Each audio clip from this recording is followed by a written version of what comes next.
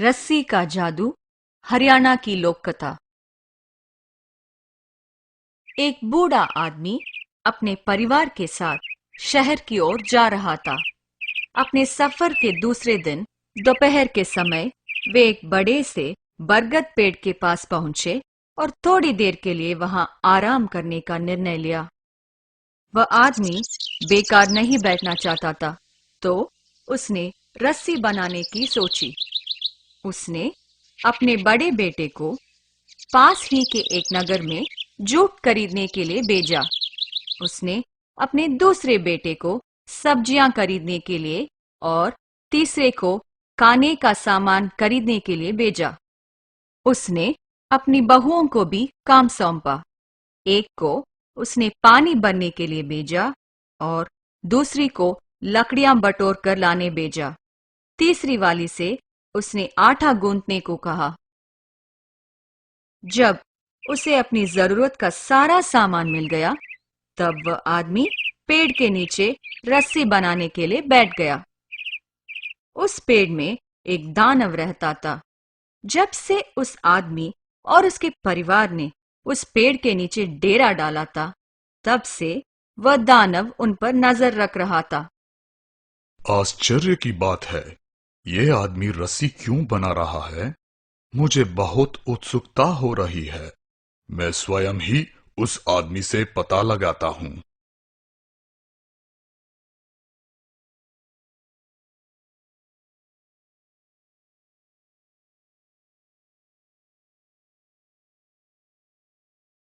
अरे आदमी, तुम किस लिए इतनी लंबी रस्सी बना रहे हो? उस आदमी ने अपने डर को छिपाए रखा और अपना काम करता रहा। उसने बिना किसी डर के दानव की ओर देखा और कहा, मैं तुम्हें बांधने के लिए रस्सी बना रहा हूं। दानव घबरा गया। भले ही वह शरीर से बड़ा था, लेकिन अंदर ही अंदर वह बहुत डरपोक था। वह उस आदमी के चरणों पर गिरकर दया की भीख मांगने लगा। हे भले आदमी, मुझ पर दया करो। तुम्हें जो भी चाहिए मैं वो सब करूंगा। ठीक है, मैं तुम्हें छोड़ दूंगा अगर तुम मुझे सोने से भरे संदूक का खजाना दोगे। दानव ने आदमी के आदेश का पालन किया। वह बूढ़ा आदमी खुशी से फूला नहीं समाया।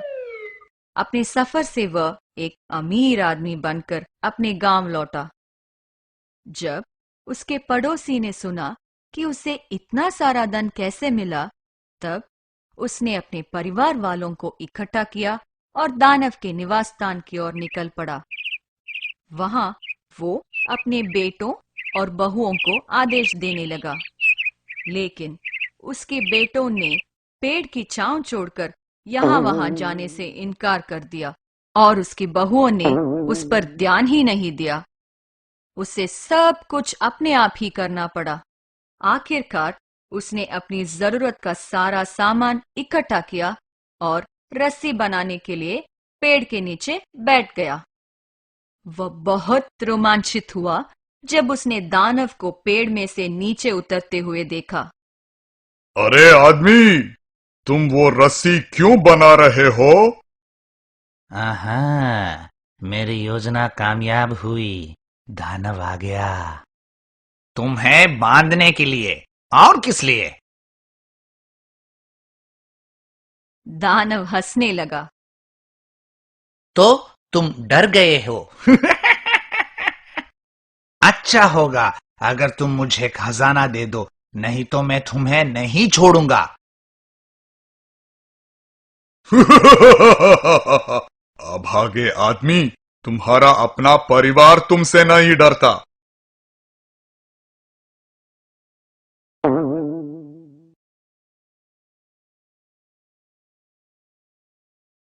तो मैं क्यों भला तुमसे डरूं?